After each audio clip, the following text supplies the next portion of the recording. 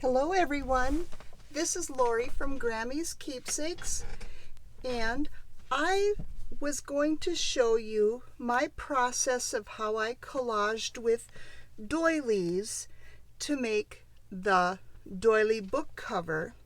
And this is for a viewer request. So Yvonne, this is for you. So I've got a bunch of doilies all gathered up.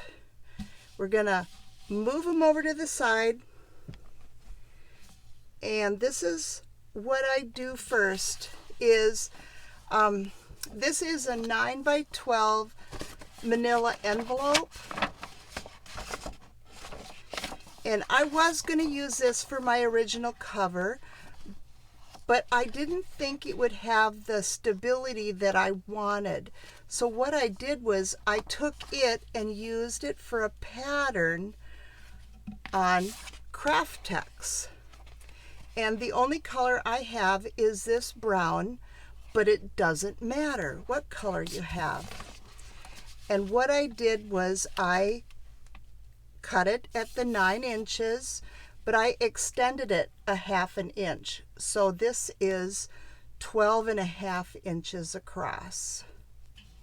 So we don't need this anymore. We need this. And then I got a huge pile of linen napkins from the thrift store, and I like to use this as my base. So I just pressed it to get all the wrinkles from being folded and put my Craftex on, and then I cut it down to a little over an inch all the way around, and then I folded it over and pressed it so that I know how big my journal cover is going to be. So now I don't need this anymore till later. We're going to play with this. And that journal cover that I made last time was the very first time that I ever did this, and so bear with me. This is just the process of what I like to do. And I just have random pieces and just kind of playing a little bit. I like to have some borders.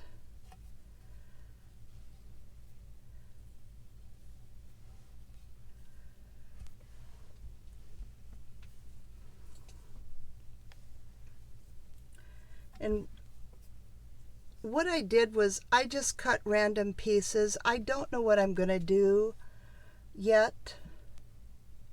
And I do like them layered. I like to use all the different colors.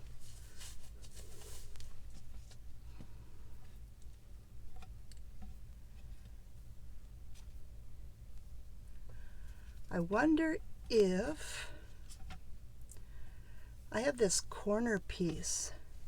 This looks awesome. Make sure I get the right side up.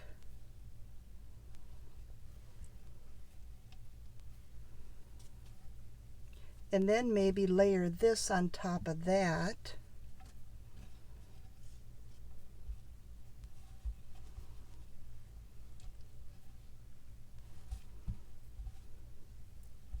I haven't really cut anything down yet.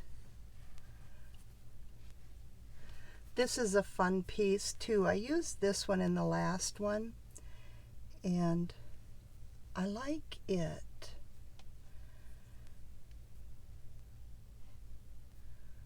I don't want that ragged piece at the edge though, because that's where the handling will be. Maybe we'll use that later. This doily looks fun to use. It's a real white one, so let's cut a chunk of it off.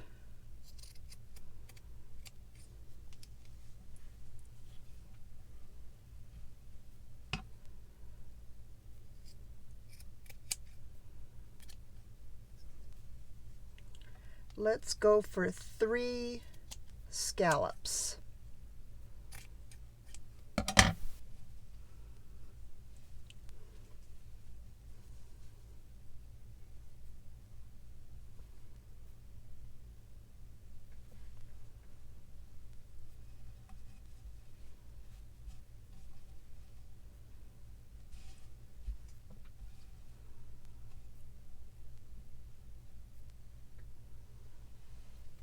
I need something fun in this corner. Here I've got a fun little border.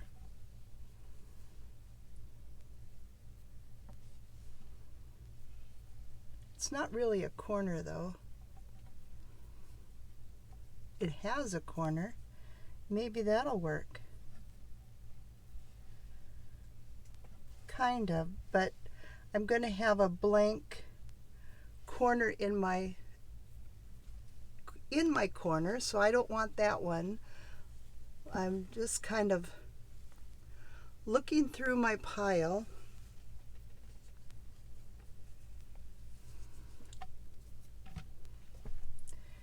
Here's a fun piece.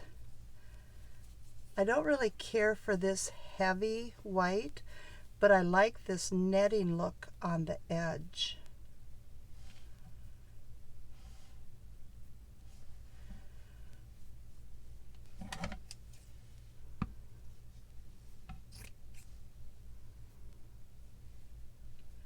Cut that flower off.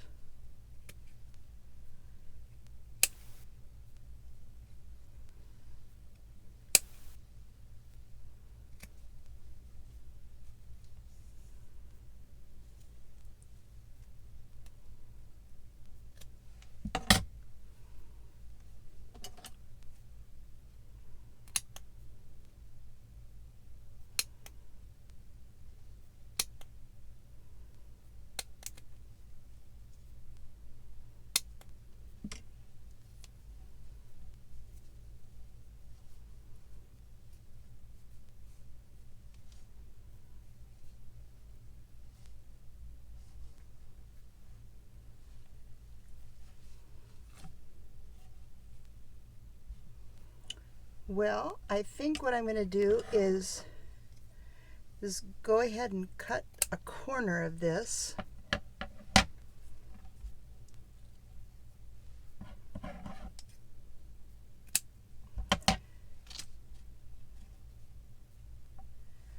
And we'll play with that somewhere. Maybe I'm going to move this down.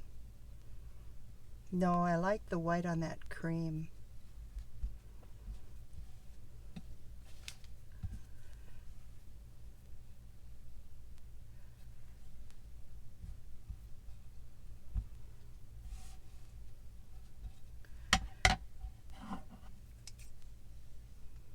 I'm going to go ahead and cut this down.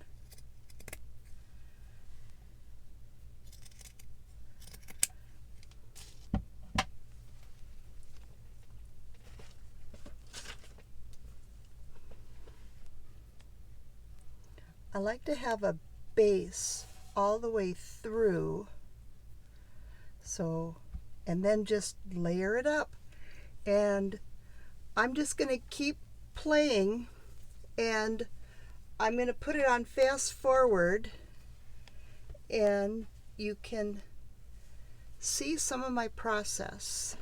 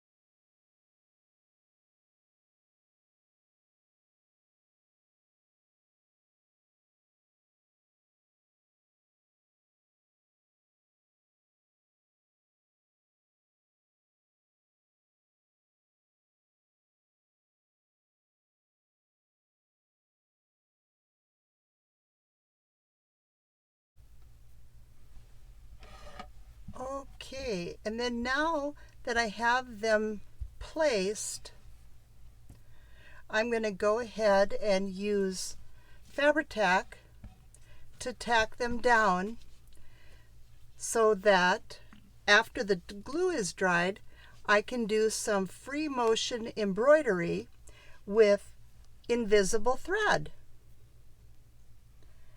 And so I'm just sneaking down to the bottom of the piles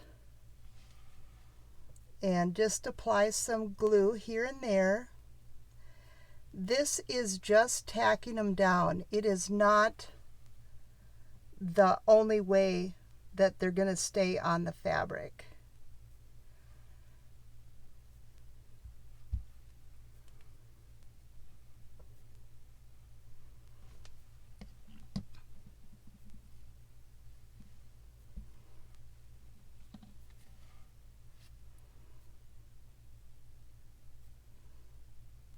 And being careful not to put too much glue. I don't want it to ooze out.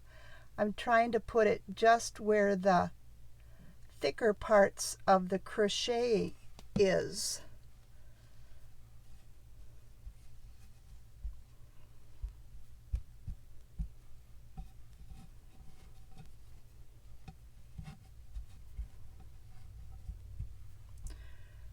So I'm going to keep gluing them down, and then I'll be back when I have it all glued and ready for stitching.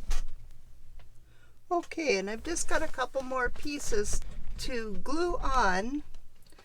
So I'm going to spin that around, and this large doily and this heart shape. So I'm going to move that out of the way, and then just flip it back and go ahead and apply the fabri-tac to some of the thicker areas of crochet so it doesn't bleed through, and it tacks it down enough for me to do my stitching.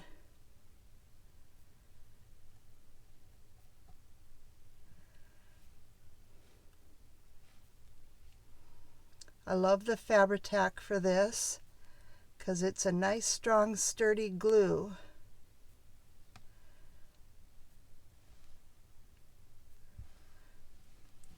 And then we need this little fillet glued down also.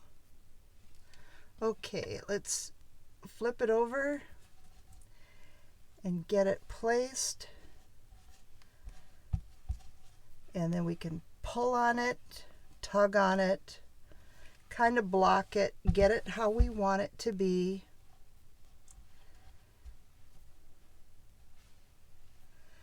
And this one underneath is kind of loose, and I don't really see it being needed, so I'm going to go ahead and just clip off some of these strings so they don't get in my way.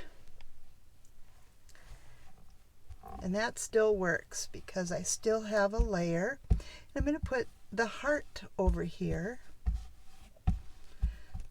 So I've got a lot of dimension in it, a lot of thickness, but it adds interest and texture. And I think I want that heart over here, making sure that I glue on the wrong side of the doily.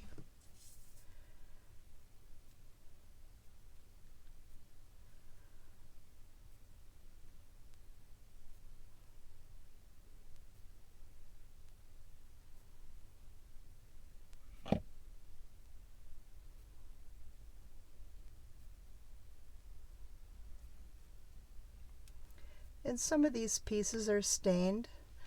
That's okay. It adds to their history and to their story. And I have my fold there so I know where I want it to be. I want it next to this pineapple and next to this little baby pineapple and over the round doilies.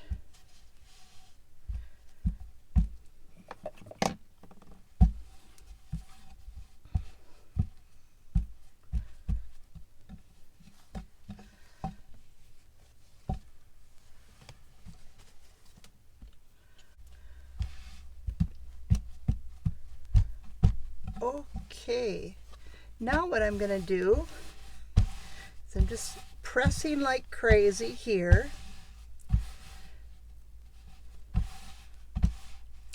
And this is kind of crazy, but it's going to work.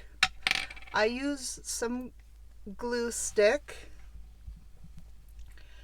and just kind of put it everywhere. Whoa, that got really thick. I didn't want that. This is just to tack it temporarily to what I call stitch and tear. Because I'm doing some free motion stitching, it's also free motion embroidery. And I need a surface that is stable, and this is called stitch and tear. And after I do the stitching, tear it away. So it's just a stabilizer for the process of embroidery.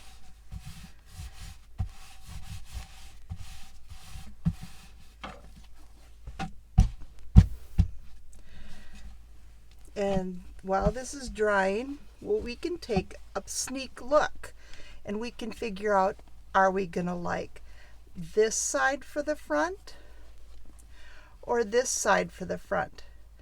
They are drastically different, aren't they? We have the real light whites and cream, and here we've got the whites and browns. So we'll decide that later after we get the stitching done. But this is fun, and then you can embellish it. I've got little tiny crocheted flowers that I'll use with buttons to embellish it. And I have some really dark lace crocheted edges that will work to put our book plate over, and that'll work for both sides, so we can figure that part out later. So I am going to go ahead and set up the sewing machine and be right back. Okay, let's hope this works. It's a different setup for me. I have the top, the needle with some invisible thread. It's an embroidery thread, and I have some bobbin thread of a cream color in the bobbin. So I'm just going to start in a random place and bring my needle down. My feed dogs are lowered. I have my quilting foot on, and I'm bringing up my bobbin.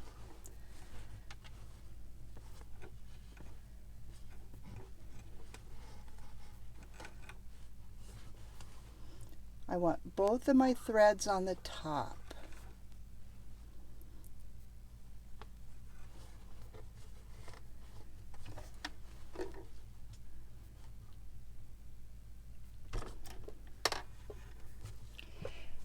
And now I'm just going to free motion all over the place. Let's lower my stitch to a 0, my needle in the down position, and go. Well, maybe. Let's get my foot pedal ready.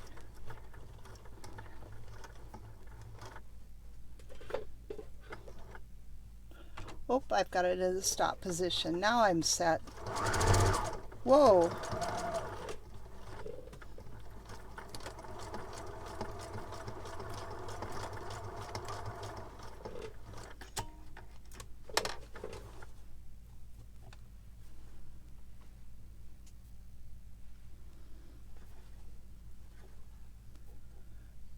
Get my clear thread is not fun to work with, but get that out of there so it doesn't tangle. Okay.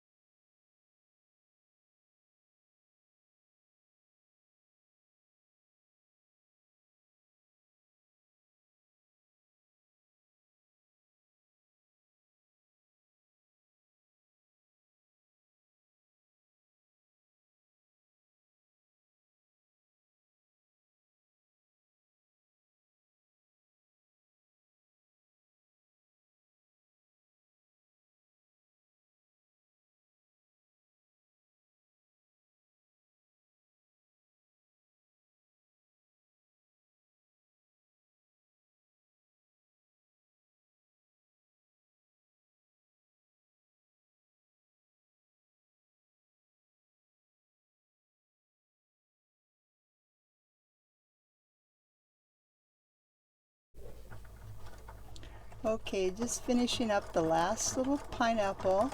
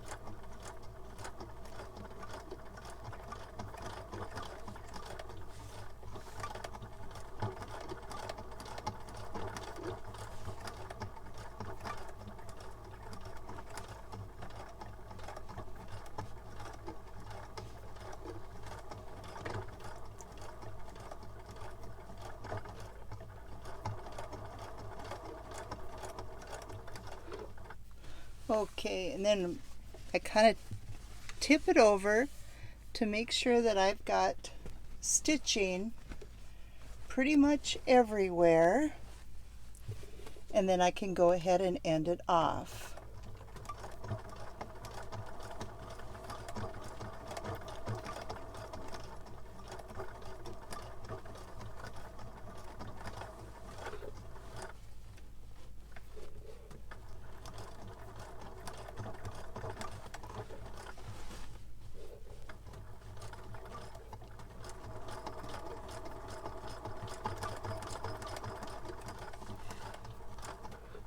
So I go ahead and just hit the stop button and it knots it for me, and then I can release.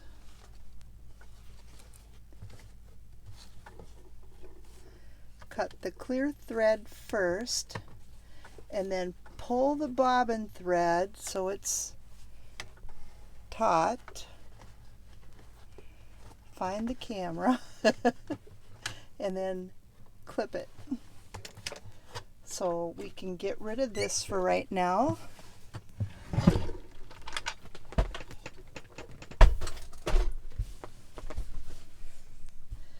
And here's our piece. Flip it over and it looks like that. Now this is what we're going to go ahead and use a sharp instrument. I'm going to use a seam ripper.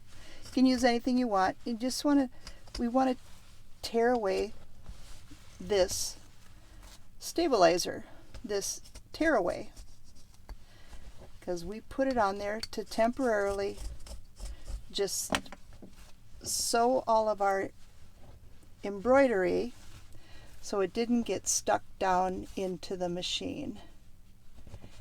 Gives us a little bit better tension.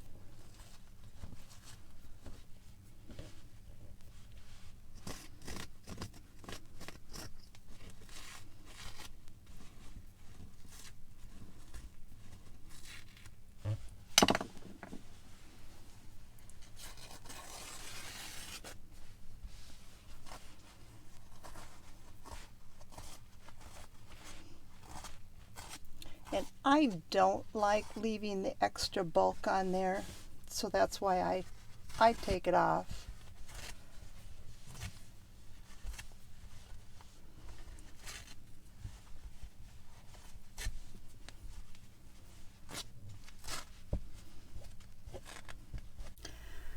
Okay, I've got most of the stitch and tear off of here, and there's many different kinds of stabilizers. I've even used freezer paper before and just iron it on the shiny side to the back of the fabric and used that and then ripped it away when I was done. and there's water soluble, and there's heat sensitive where it just dissolves with heat and iron. There's lots of different kinds, but the Stitch and Tear is the most economical, and it's not so fussy. You know, it's good just the way it is. I just want to make sure I don't have any loose particles, and we're going to go ahead and fit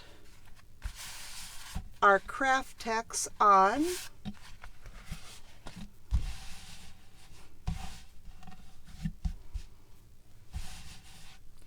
And go ahead and glue it. I've got that fluffy stuff everywhere. Okay, we'll worry about cleaning it up later. So give it a good shake. Let's apply some glue. I'm going to use fabri-tac, and lots of it. For my first one, I used some Heat and Bond Light, and that worked well to fuse it onto this. But I'm not sure if there's so much thickness to this one. It's like I really put a lot of layers to it, so I don't know if I would get the heat I need to bond it. So let's try some glue.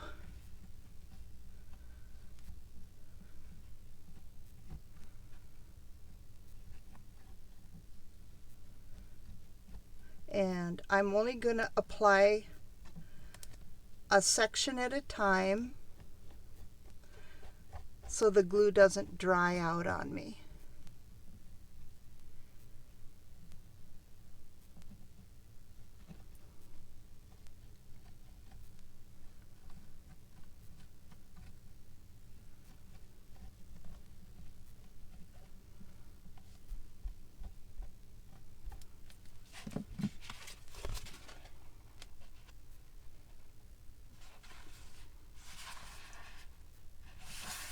And I'm using my pressed edges for my guide.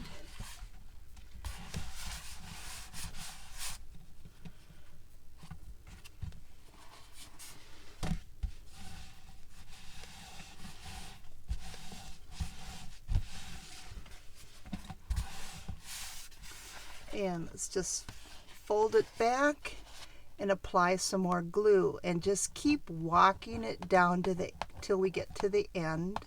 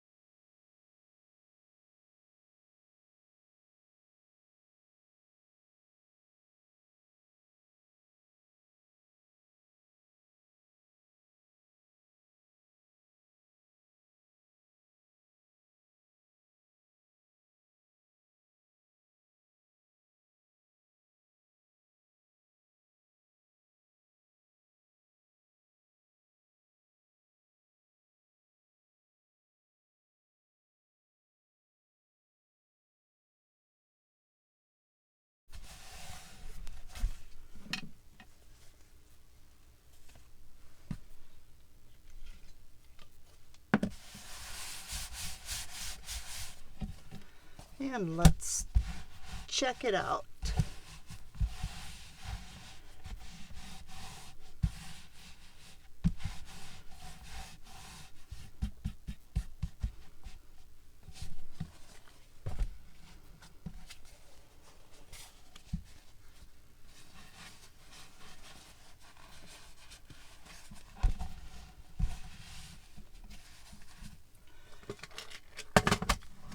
I've got some little wonder clips that I like to use.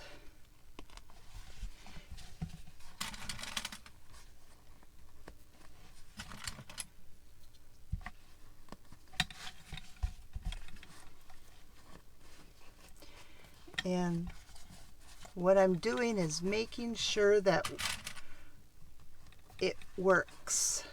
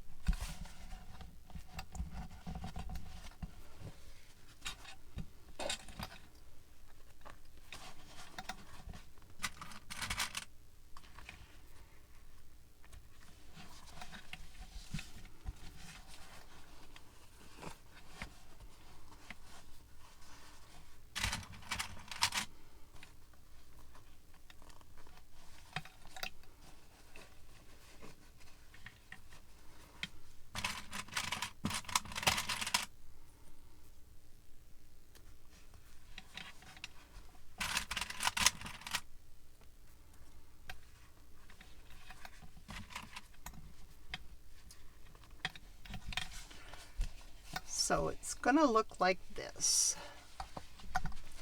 And all the little pieces of the doilies have been stitched down, glued to tack, but with the invisible thread they've been stitched, and so nothing's going to come loose. So now what's left is to go ahead and cover this up and glue it down and put on the lining and the pocket, get our signatures together, and decorate the front, which we need to decide yet which one is the front.